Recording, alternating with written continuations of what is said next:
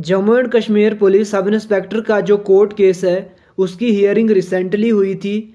और जो रिसेंटली उसकी हियरिंग हुई खाली उसमें उसको डेट मिली थी और उस डेट को अगेन फिर से एक नई डेट दे दी गई, यानी तारीख पे तारीख दे दी गई। कोई भी उस पर डिस्कशंस, कोई भी हियरिंग्स, कोई भी आर्गूमेंट्स उस पर नहीं हुए थे। और जो अगली डेट अब दी गई थी वो दी गई थी सीधा 16 जून 2023। जैसे कि आप सभी जानते हो कि जब तक JKPSI का ये जो कोर्ट केस है, यहाँ court Jammu and Kashmir and Ladakh high court जो है वो अपना फाइनल वर्डिक्ट ना दे, JKPSI का तो ना ही रिजल्ट निकलने वाला है और ना ही आगे जो फर्दर प्रोसेस है इसका होने वाला है। लेकिन इसके साथ साथ जो बाकी एग्ज़ाम्स है वो भी कहीं ना कहीं इससे बहुत ज़्यादा अफेक्टेड होते हैं, क्योंकि बाकी एग्ज़ाम्स भी इस सिनेरियो में होने के चांसेस बहुत कम है। तो यही सब चीज़ें देखते हुए जो यहाँ पे नई पिटीशन फाइल करी गई है वो ये है कि जो 16 जून 2023 है, ऑलमोस्ट एक महीने के बाद जो हियरिंग रखी गई है JKPSI कोर्ट केस की, उसको डिमांड की गई है पिटीशन फाइल करके कि जो ये हियरिंग डेट है इसको पहले किया जाए, यानी प्रीपोन किया जाए, यानी इसकी जो कोर्ट केस की हियरिंग है थोड़ी पहले लाया जाए, इस केस को थोड़ा पहले हियर किया जाए। तो सारी चीज़ें हम डिस्कस करेंगे, क्या कुछ इंपॉर्टेंट अपडेट है, क्या पिटीशन फाइल करी है, किसने पिटीशन फाइल करी है, और जो CUET UG के एग्ज़ाम्स जो 21 to 25 होने वाले थे वो भी पोस्टपोन हो चुके हैं, क्या कुछ इंपॉर्टेंट अपडेट है उसके रिलेटेड। और उसके बाद इस सिचुएशन में आपको किस तरह से प्रिपरेशन करनी है, किस तरह से प्रिपरेशन करनी है, क्या चीज़ें करनी है, ये सभी आज हम इस वीडियो में डिस्कस करने वाले हैं। सबसे पहले हम यहाँ पे जो CUET UG की तरफ से ऑफिशियल अपडेट आया है वो हम यहाँ पे देखेंगे, उसके बाद हम JKPSI कोर्ट केस की बात करेंगे। ये आप देख सकते हो ANI का ऑफिशियल ट्विटर हैंडल है, यहाँ पे ट्वीट करके उन्होंने बोला है कि जो CUET UG 2023 examination for candidates of Jammu and Kashmir, यानी जो जम्मू एंड कश्मीर के कैंडिडेट्स है जिनका CUET UG एग्जामिनेशन शेड्यूल्ड था जो होने वाला था 21 to 25 मई 2023 को, वो अब कैंसिल कर दिया गया है। And now it will be conducted from 26 May 2023 onwards. और अब 26 मई से इसका जो है वो नए से यानी पोस्टपोन होके अब इसका एग्ज़ाम जो स्टार्ट होगा वो होगा 26 मई से। और अब जो सारे के सारे सेंटर्स होंगे वो होंगे UT of Jammu and Kashmir में ही। UGC चेयरमैन ममी डाला जगदीश कुमार के द्वारा ये ट्वीट किया गया है। तो ये है गुड न्यूज़, क्योंकि सभी बहुत ज़्यादा वॉरीड थे कि किस तरह से एग्ज़ाम्स देने, बहुत दूर दूर सेंटर्स बने हुए थे तो प्रॉब्लम्स ऑब्वियसली वहाँ पे आ रही थी। तो उसी प्रॉब्लम्स को एड्रेस करते हुए ये NI की तरफ से ऑफिशियल ट्वीट है, जिसको आप ऑफिशियल मान के ये यहाँ पे ऑफिशियल न्यूज़ है जो मैं आपके साथ शेयर कर रहा हूँ। अब आते हैं यहाँ पे हम JKPSI कोर्ट केस की तरफ। कोर्ट केस को स्टार्ट करने से पहले, यानी उस पर डिस्कशन करने से पहले, अगर आप पहली बार इस चैनल पे विजिट कर रहे हैं लाइक और सब्सक्राइब कर दीजिए। इसी YouTube चैनल पे हमने रीजनिंग की जो बेसिक क्लासेस है, बेसिक इन द सेंस जितना भी बेसिक होता है, जो ट्रिक होता है, किस तरह से एग्जाम में करनी है रीजनिंग, उसकी क्लासेस हमने कंप्लीट कर दी है।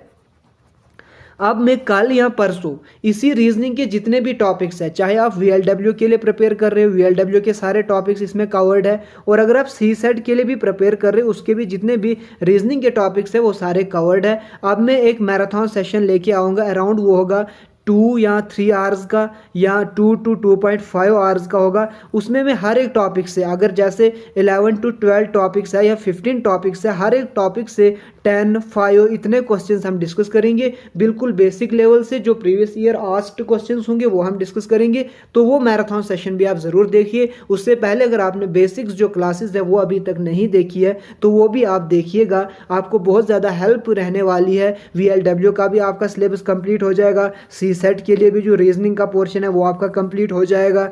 तो वहाँ पे आप ज़रूर देखिए, प्लेलिस्ट अलग से बनी हुई है। यहाँ पे अब आ जाते हैं JKPSI कोर्ट केस की तरफ। ये रहा Jammu and Kashmir police sub inspector का कोर्ट केस जो कि 16 जून को जिसकी हियरिंग होने वाली थी। अब यहाँ पे आप देख सकते हो ये है preponement appointments application submitted by JKPSI aspirants newly updated party. तो जो थर्ड पार्टी है उन्होंने जो है वो प्रीपोनमेंट के लिए एप्लीकेशन सबमिट की है कि इसकी जो हियरिंग है वो जल्द से जल्द की जाए। क्योंकि देखिए इसकी हियरिंग इतनी ज़्यादा इंपॉर्टेंट क्यों है, एक तो जो JKPSI के एस्पायरेंट्स हैं वो डायरेक्टली इस केस के साथ लिंक्ड है। जब तक ये केस नहीं होगा, JKPSI के जो एस्पायरेंट्स हैं जिन्होंने मेहनत करके अच्छे नंबर लिए, जो भी चीज़ें हैं वो अलग है, अब उनका ना ही फिजिकल हो रहा है। अब देखिए 2 साल पहले जो कैंडिडेट 28 का था, यहाँ जो 30 का था, क्योंकि 2 साल एज रिलैक्सेशन रखी गई थी, आज वो 32 का होगा। और अगर वो कंसिस्टेंटली जो मेंटल एक किस्म का डिप्रेशन यहाँ पे चल रहा है, 2 साल में उसकी सेहत पे भी बहुत ज़्यादा असर पड़ सकता है। उसका जो मेंटल हेल्थ है एज वेल एज जो फिजिकल हेल्थ है, जो JKPSI के लिए दोनों चीज़ें ज़रूरी है, आपको physical as well as mentally आपको फिट होना पड़ेगा, वो चीज़ें कहीं ना कहीं एक कैंडिडेट में कम होती होंगी। जो 30 ईयर के कैंडिडेट में एबिलिटी होगी फिजिकल करने की, वो 32 ईयर के कैंडिडेट में नहीं होगी। तो ये चीज़ें JKPSI के जो कैंडिडेट्स हैं उनको डायरेक्टली अफेक्ट कर रही है। लेकिन इसके साथ साथ जो बाकी एग्जाम्स है, देखिए जो JKPSI का केस है वो कहीं ना कहीं डायरेक्टली इनडायरेक्टली एपटेक के साथ जुड़ा हुआ है। और जब तक इस एपटेक का फाइनल डिसीजन ना आता है, बाकी एग्जाम्स कराना थोड़ा सा मुश्किल है। इम्पॉसिबल नहीं है, लेकिन नहीं हो सकते। क्यों नहीं हो सकते?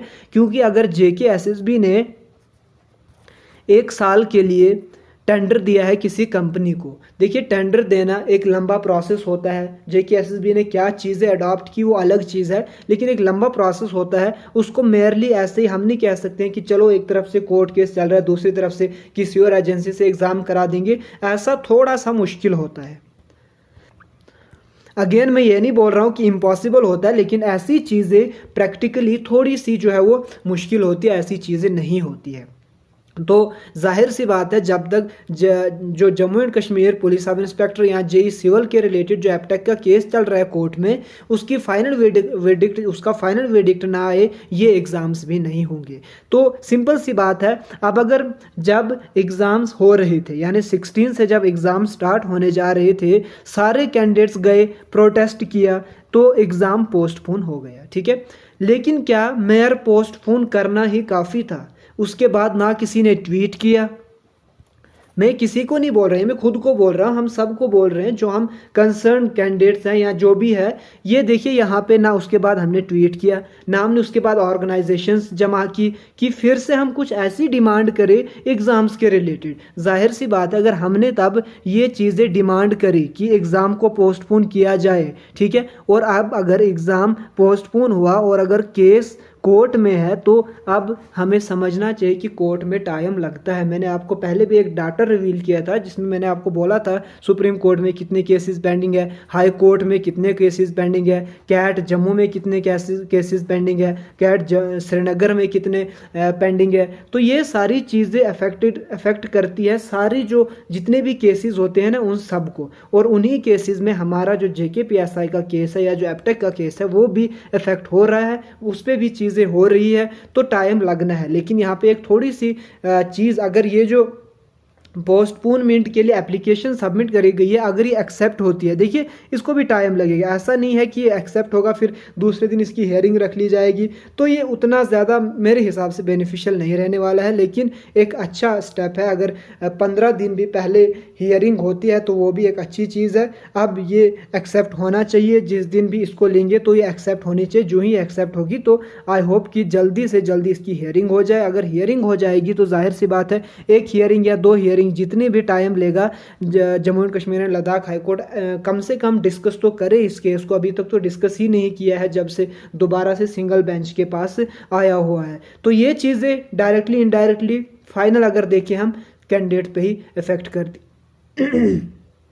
कैंडिडेट पे ही इफेक्ट करती है, बाकी किसी का कोई कुछ नहीं होता है। सारी चीज़ें सब लोग अपनी अपनी जगह पे अलग ही दुनिया बसा लेते हैं, ये चीज़ आपको माननी होगी। जो सफ़र करता है ना वो करता है वही कैंडिडेट जो पढ़ रहा होता है, जिसके पास टाइम बिल्कुल भी नहीं होता है ये फजूल चीज़ों के लिए, सफ़र वही कैंडिडेट करता है, क्योंकि उसके पास दूसरा कोई रास्ता भी नहीं होता है। तो प्लीज़ आप लोग भी इन सब चीज़ों में मत आइए, प्रेपरेशन कीजिए, हर एक चीज़ को कोर्ट में मत लेके जाइए। देखिए मैं ये नहीं बोल रहा हूँ कि JKPSI का केस वहाँ पे क्यों गया, ये हर एक का फंडामेंटल राइट होता है, लेकिन आप लोग भी जो अननेसेसरी चीज़ें होती हैं जो कोर्ट में हम लोग ले जाते हैं, उन पे कहीं ना कहीं हमें थोड़ा सा जो ब्रेक लगाना होगा। क्योंकि जो चीज़ कोर्ट में गई, ऑब्वियस सी बात है वहाँ पर टाइम लगना है। फिर ऐसा नहीं कि 2 दिन में वहाँ पर वर्डिक्ट आ जाएगा, ये कहीं पर भी कुछ ऐसी चीज़ आज तक नहीं हुई। तो आई होप चीज़ें आपको समझ आई। तो इतना ही आज की वीडियो में, मिलते हैं नई वीडियो में, तब तक के लिए अपना ख्याल रखिएगा। Thank you so much.